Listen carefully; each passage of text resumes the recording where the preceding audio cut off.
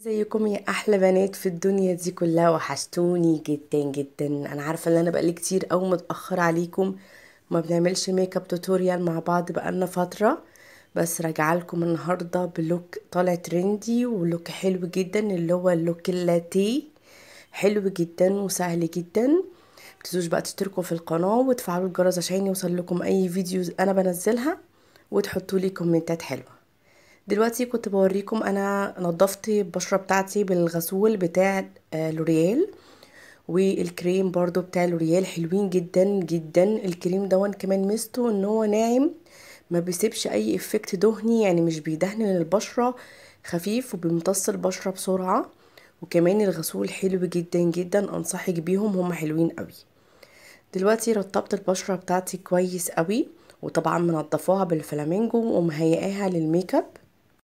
وثبت الحواجب بتاعتي بالصابونة بتاعة الحواجب، ورشتها رشة فيكس سبراي علشان تثبت الحواجب لأكتر فترة يعني.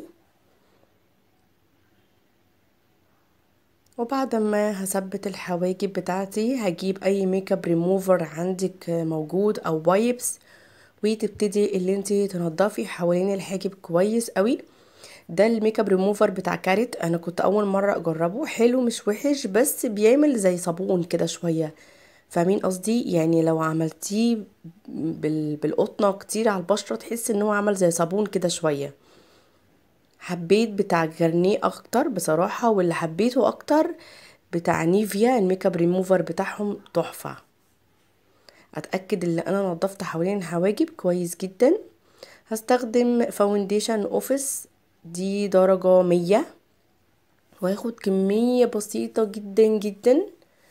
طبعا احنا في الصيف والجو حر، فحاولي على قد ما تقدري، خصوصا لو انت بشرتك بتعرق، بشرتك بتفرز سواء مية او دهون. حاولي على قد ما تقدري ان انت تقللي اي كميات كريمية على بشرتك. يعني حتى انتوا لو ملاحظين انا ما استخدمتش كوريكتور، مش شرط استخدم كميات كتير قوي، لان انا كمان بشرتي من ضمن البشرات اللي بتفرز دهون بطريقه فظيعه. هنا كنت بروك الكميه اللي انا واخداها مش كتيره، فانا بشرتي بتفرز دهون بكميه رهيبه جدا. فحاولت على قد ما اقدر ان انا اقلل الكميات بتاعتي. انت كمان قللي الكميات بتاعتك، خصوصا لو انت عروسه مثلا. الميك اب ارتست اللي هتروحي لها هتقلل لك الكميات بتاعتك، وتحكي لها بشرتك بتعمل ايه، بتفرز ميه او بتفرز دهون. المناطق اللي بتفرز فيها اكتر المناطق اللي عند الانف، اللي عند الدقن، اللي عند اعلى الشفايف. فخدي بالك ان درجة الحرارة كمان مش هتساعدك قوي في ثبات الميك اب. حتى لو انت مثبتاه وعاملاه برضو ممكن درجة الحرارة تساعد ان الميك اب يسيح معاكي شوية. فحاولي على قد ما تقدري كمان لو انت عروسة او رايحة فرح في درجة الحرارة الرهيبة اللي احنا فيها دي، يكون معاكي هواية تساعدك، اللي انت كل ما تحسي ان بشرتك بتسخن او ان بشرتك خلاص هتفرز دهون او هتفرز عرق، حاولي على قد ما تقدري اللي انت تهوي. ما تمسحيش بمناديل ابدا ابدا، لان ده هيساعد ان الميك اب ان هو يتشال من على بشرتك. لكن لما تهوي انت كده بتكتمي السخونة، او بتكتمي يعني ما بتديش فرصة للدهون اللي تتفرز بسرعة، لا انت بتهوي، فبتخلي الدنيا تريح شوية من السخونية.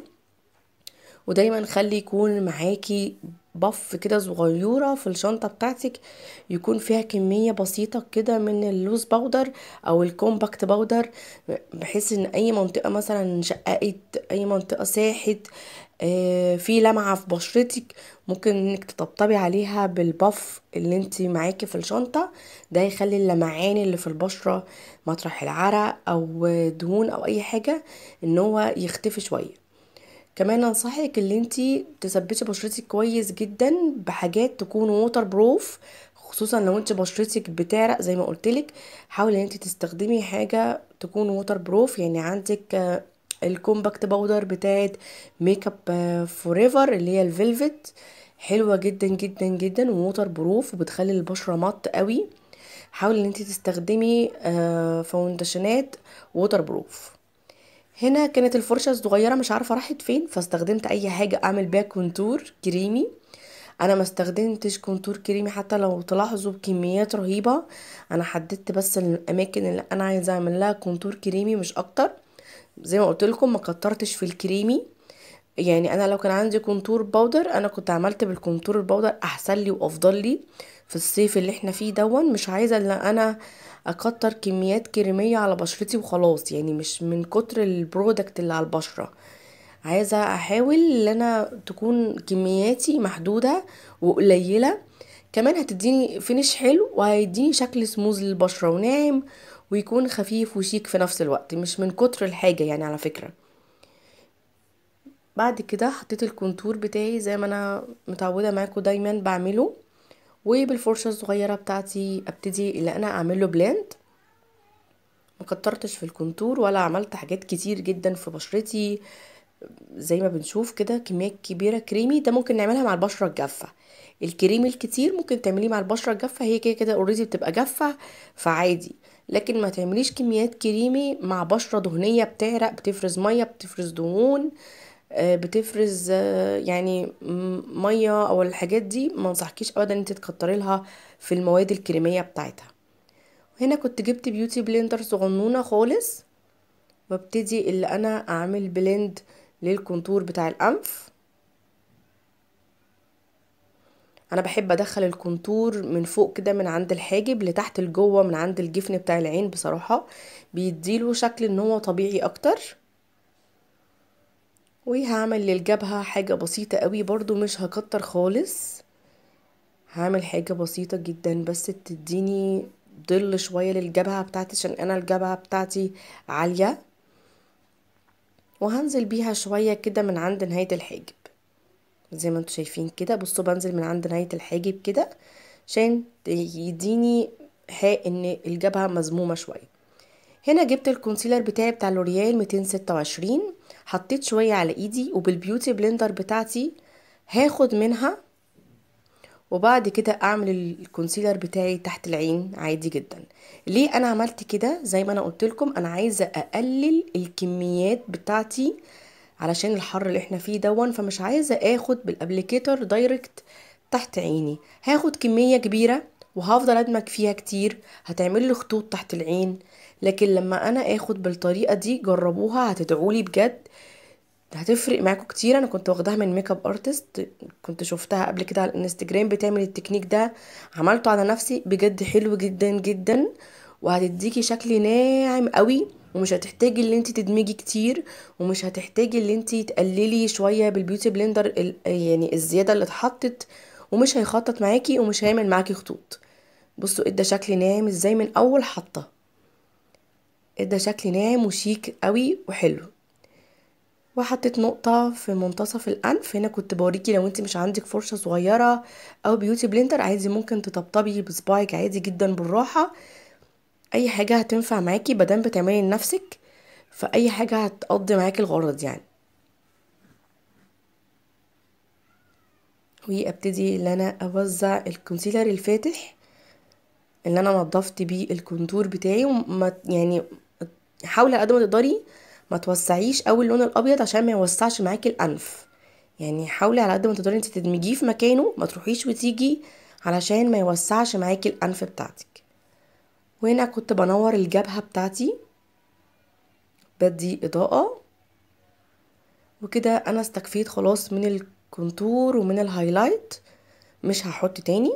همشي بقى البيوتي بلندر بتاعتي على البشرة كلها، ادمج اي خطوط، ما سيبش فواصل بين الفاتح والغامق، اخلي البشرة كلها مدموجة صح قبل ما احط البلاشر واثبت.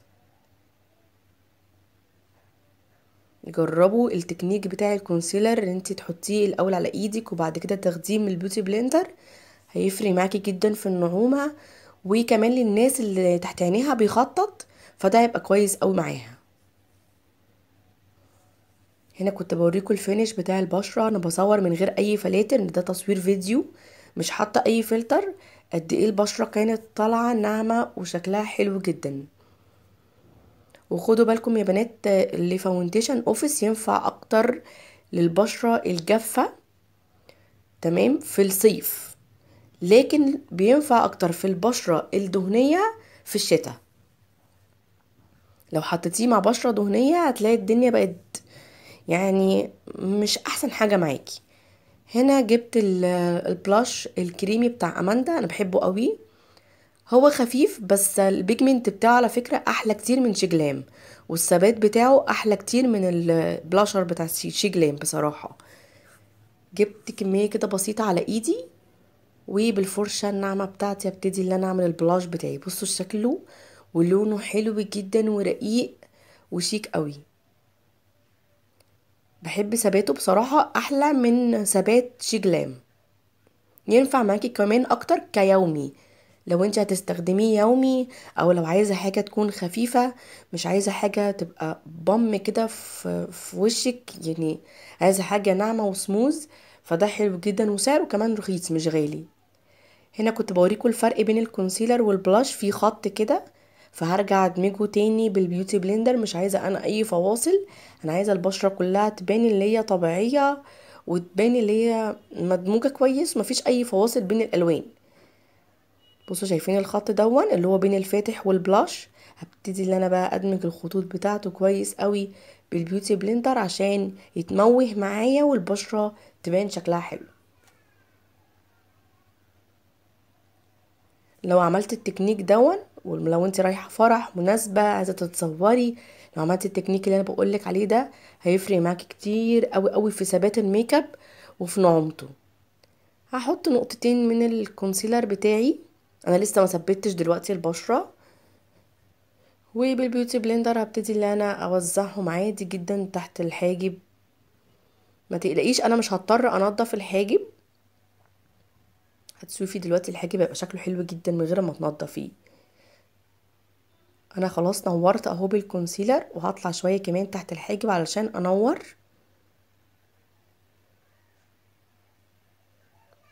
اوزعه كويس جدا، وقبل ما تثبتيه باللوز باودر او تثبتيه بالبلاشر اللي انت هتحطيه بالبلاشر بالشادو قصدي، اتأكدي ان انت دمجتيه كويس قوي بالبيوتي بلندر قبل ما تثبتيه بالشادو او اللوز باودر، علشان لو خطط معاكي انت لو عملتي عليه دايركت باللوز باودر او بالشادو الخطوط هتفضل ثابته معاكي. لكن اتأكدي ان انت دمجتي الخطوط الاول فوق العين بالبيوتي بلندر، وبعد كده ثبتيها بقى بالشادو او باللوز باودر براحتك جدا. هنا كان في حاجة مكلكعة فكنت بظبطها شوية، وهجيب بقى اللوز باودر بتاعتي. بس قبل ما اجيب اللوز باودر هبتدي بقى انا انور على الشفايف والدقن، علشان يدي نورت الدقن ليه؟ علشان يدي طول شوية معايا للوش بتاعي يعني، عشان يبان اللي وشي شكله طويل شوية لتحت، عشان انا وشي مدور فكنت عايزة اطوله شوية. فهنور المنطقة اللي تحت الشفايف اللي عند الدقن، وبنور اعلى الشفايف علشان يبقى شكلها حلو مع الجلاس اللي هحطه او الروج، فيبقى فيه تنويرة.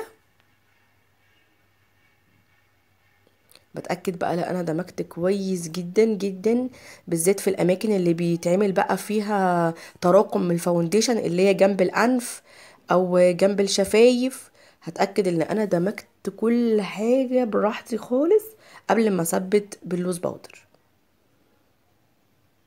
ودايما ثبتي اول منطقة تثبتي فيها المنطقة اللي بتعمل عندك خطوط، يعني انا اول منطقة بتعمل عندي خطوط تحت العين. هيبقى معايا بيوتي بلندر ويبقى معايا باف. اجيب اللوز باودر بتاعتي، واجيب البيوتي بلندر بتاعتي واحطها في اللوز باودر، والكمية الزيادة اللي هتبقى في البيوتي بلندر هنزلها على ايدي عشان محطش كمية رهيبة قوي تحت عيني مرة واحدة الدنيا معايا تكلكع. هدمج الاول الخطوط زي ما قلتلكم علشان ما ثبتش دايركت تحت العين على الخطوط. ادمج الخطوط بتاعتي حلوة قوي، لو في حاجة مخططة حاجة مشققة حاجة مش مدموجة كويس مرة واتنين وتلاتة ادمج. وبعد كده هجيب البيوتي بلندر النظيفة اللي مش مبلولة وهحطها في اللوز باودر، والكمية الزيادة منها هنزلها على ايدي. واطبطب بالراحة خالص واثبت العين بتاعتي. تثبيت بالبيوتي بلندر حلو جدا جدا بصراحة، بيدي تثبيت حلو قوي، ابقوا جربوه. وامشي بالراحة بطبطب مش بمسح عشان الدنيا عندي لسه مبلولة شوية من الكريم. وبعد كده هجيب البف بتاعتي واحط برضو فيها لوز باودر كمية بسيطة، وانزل الزيادة برضو على ايدي طريق المسح علشان البيوتي بلند البف معايا تسخن.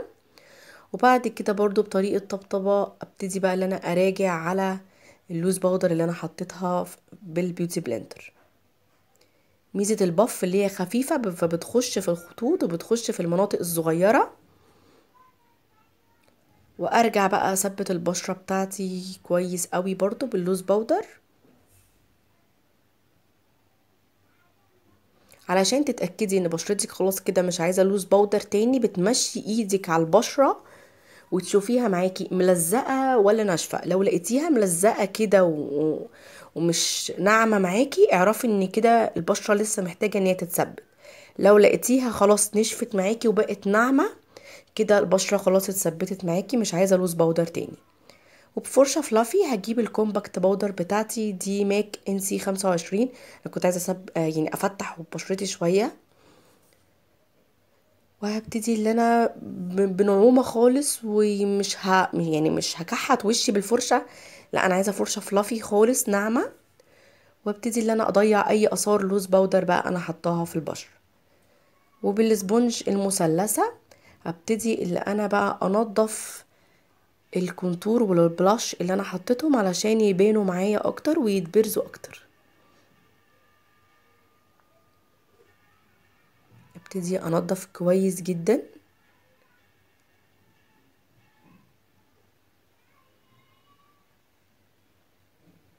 علشان يبان معايا اكتر. بصوا لما تنضف تحسوا ان بين. انا مش مكتره في الالوان خالص، مش مكتره في لون البلاش. ممكن في ناس تقول ان انا مش حاطه بلاش، بس انا مش عايزه ان هو يبقى كتير. انا مش بحب اصلا البلاش كتير، انا بحبه يبقى ناعم قوي خالص. وانضف برضو الكونتور اللي انا حطيته علشان يتبرز معايا اكتر ويبان بنفس السبونج بتاعتي المثلثه. انضفه كويس جدا وبفرشة صغيرة تكون فلافي برضو ما تكونش تقيلة. احنا خلاص ثبتنا البشرة، فبعد التثبيت اي فرشة بنستخدمها على الوش بتكون فلافي وناعمة. ابتدي بقى اللي انا انضف تحت العين بالكومباكت بتاعتي وانورها، وانضف بقى مطرح اللوز باودر كويس بالكومباكت.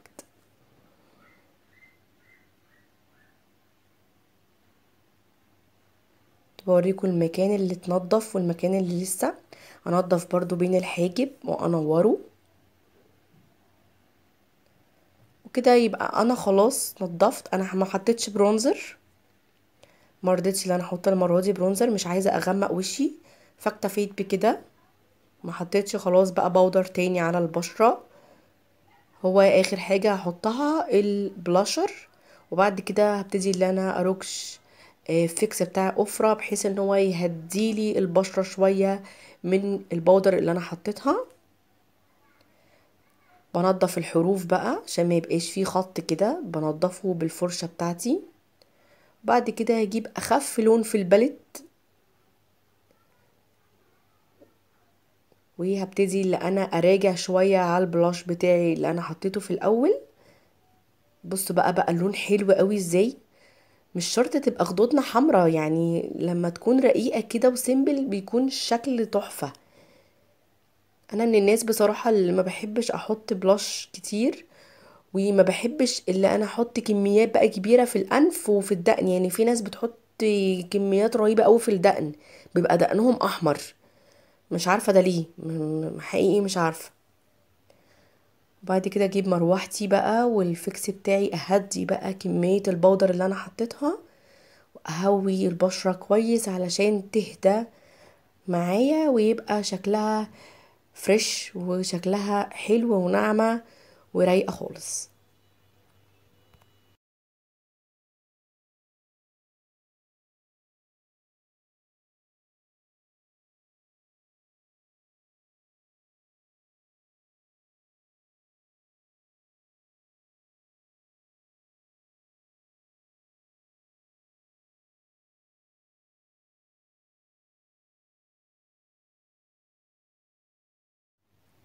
خدت وقت كبير في التهوية بس عايزة البشرة تنشف. هنا كنت بوريكم الفينش بتاع البشرة، ناعمة فلتر، مفيش اي حاجة خالص مكلكعة ولا حاجة مشققة، عشان قللت كمياتي واستخدمت كميات قليلة وما كترتش في الكريمي ودمجت كل حاجة صح. هنا كنت بسرح بقى الحواجب بتاعتي. انا هستخدم بودر، مش هستخدم جل ولا هستخدم قلم. ده كان بتاع ان تقريبا. البودر ده عندي بقاله فترة، بحبه قوي بصراحة. نينجا يعني هو رخيص جدا بمقارنة بحاجات بودر تانية، بس حلو قوي بحبه جدا. هو بيبقى فيه درجتين، اسود وبني، بس انا طبعا بستخدم البني. ما بحبش ابدا احط اسود في الحواجب ابدا، مع اني انا شعري اسود، بس انا ما بحبش الحواجب السوداء بصراحة يعني، بحسها شكلها مرعبة.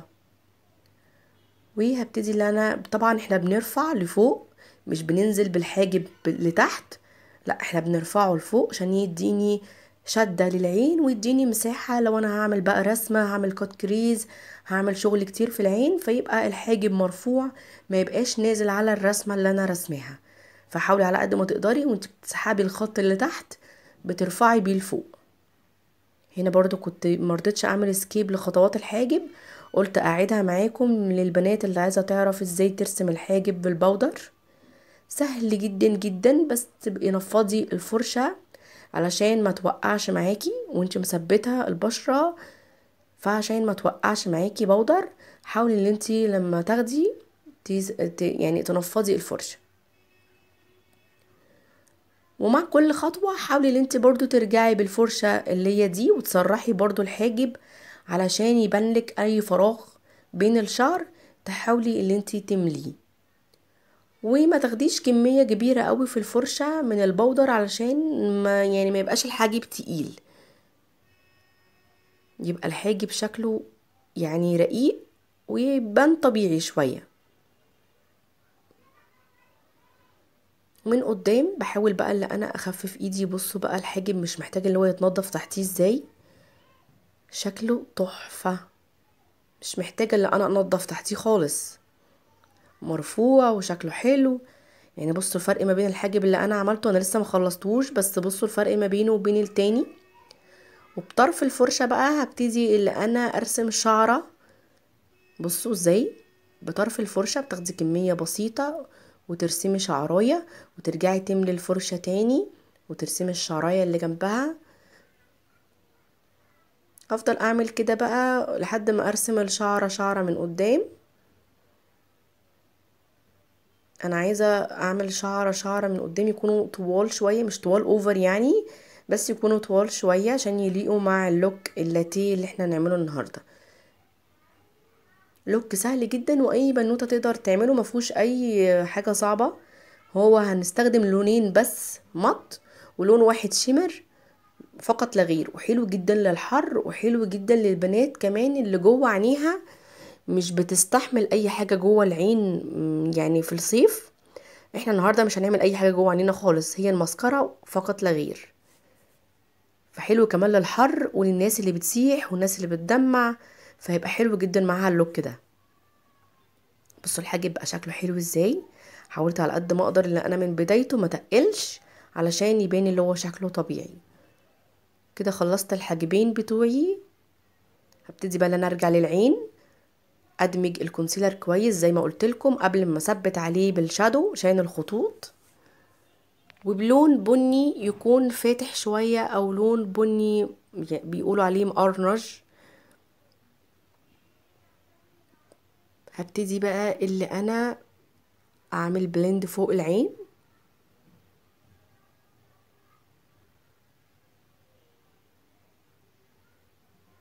بفرشة تكون شكل اللوزة كده شوية وتكون فلافي علشان توزع لي اللون في العين كله.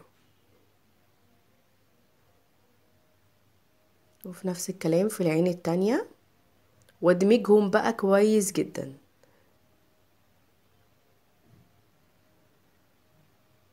بصوا بعد ما اندمجوا اجيب بقى البني الغامق، مش الغامق اللي هو الشوكليت، لا البني الغامق شوية، وابتدي ان انا من نهاية العين في مكاني دواير دواير دواير لحد ما هو يتوزع ويوسع معايا براحته. بس انا في مكاني مش هروح ولا اجي لحد ما يتوزع، وافضل اعمل دواير دواير وهو هيتوزع وهيوسع لوحده.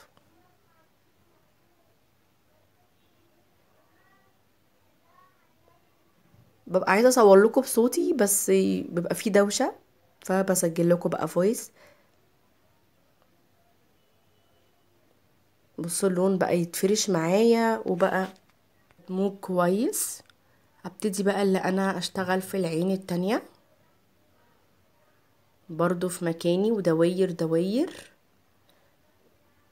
حلو جدا اللوك دون. هو بألوان اللاتيه، بيعتمد على درجات البني اللي هي لون اللاتيه بقى، يعني درجات البني وجلاس وروج بني، فبيبقى شكله حلو. طالع ترندي على التيك توك وعلى اليوتيوب، في ناس كتير قوي من الميك اب ارتست عملوه، فقلت نجربه مع بعض ونتعلم ونتكلم مع بعض شوية عن ثبات الميك اب وازاي الميك اب يثبت معايا في الصيف لأطول فترة ممكنة. كلمتكم فيه في بداية الفيديو.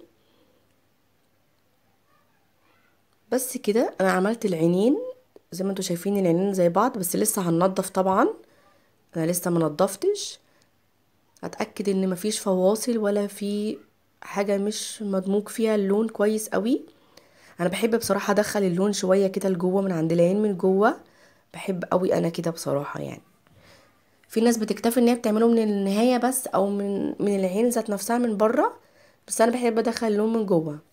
واجيب اللون الشيمري اللي في الباليت، هو على شامبين شويه مش جولد، لا مش جولد صريح، هو على شامبين شويه. وبصباعي هبتدي بقى لا انا انور العين من جوه، مش اللاتيه بقى بيبقى من تحت غامق وبيبقى من فوق فيه زي فوم او فاتح شويه. احنا هنعمل كده بالظبط. بصوا بقى شكله حلو قوي ازاي وبقى منور كده من العين من جوه، بقى شكله حلو قوي. بصوا الجمال، حلو جدا. هجيب بقى الكومباكت بتاعتي والسبونجة المثلثة، وهبتدي بقى اللي انا اسحب العين، ابتدي بقى اللي انا انضف الاطراف بتاعتي كويس جدا واخليها مسحوبة لفوق ومتنضفة.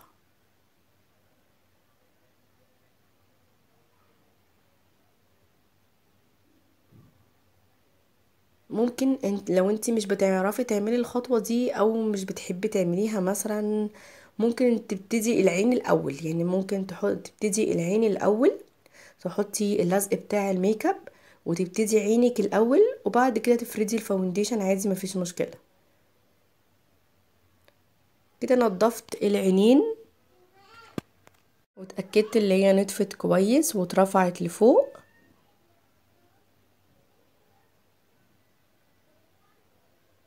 وبعد كده هدمج الخط بقى او انضف الخط اللي ظهر مطرح الكومباكت دون بفرشة تكون صغيرة وفلافي خالص.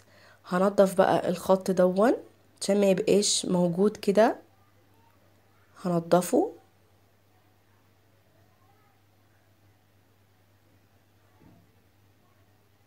بصوا بقى نضيف ازاي.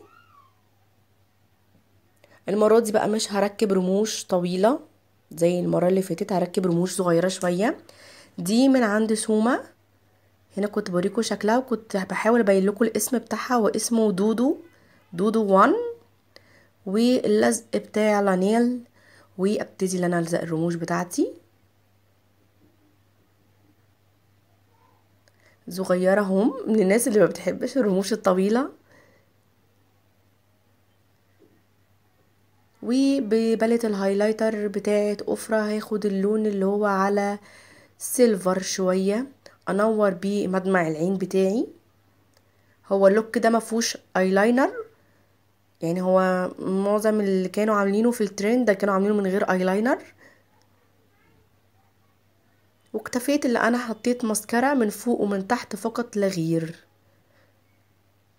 حلو قوي جدا للناس اللي مش بتستحمل في الصيف اي حاجه جوه العين، فيبقى حلو قوي معاكي اللوك ده. وبالكحل البني او البلاينر البني هحدد الشفايف بتاعتي من بره، وادمج الخط كويس قوي على الشفايف من جوه كده عشان ما يبقاش خط بس.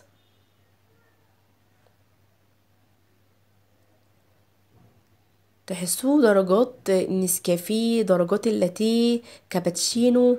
فعلا اللوك حلو قوي بصراحة جدا على فستان بقى شامبين، او على فستان اوف وايت، او على فستان مثلا اصفر، درجات الاصفر يبقى حلو قوي معاكي.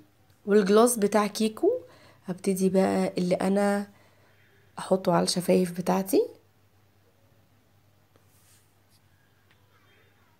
لو عندك اي جلاس عادي جدا، بس اتاكدي ان هو جلاس كويس، يعني لان في جلاس بينشف وفي جلاس بيعمل بيقطع، فتأكدي ان هو جلاس حلو.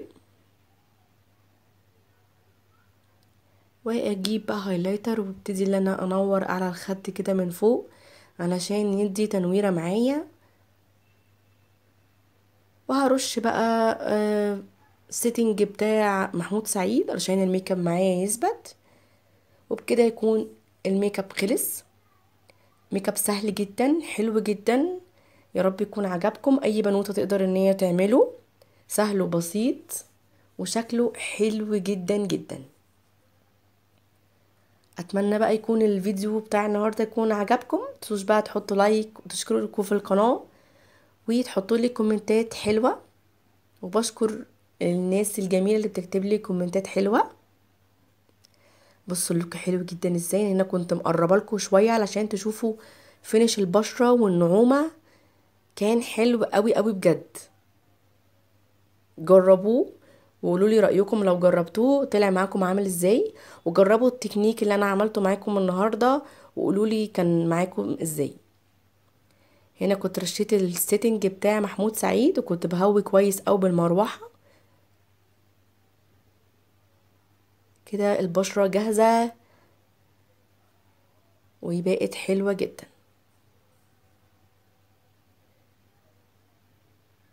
بصوا البشرة هنا كنت بقرب لكم شويه، مفيش اي فلاتر، مفيش اي فلتر. لو حابين تستفسروا عن باكجات السواريه والزفاف والخطوبة ابعتولي على الانستجرام وعلى الفيسبوك، انا برد عليكم بنفسي. وبحبكم قد الدنيا دي كلها. باي.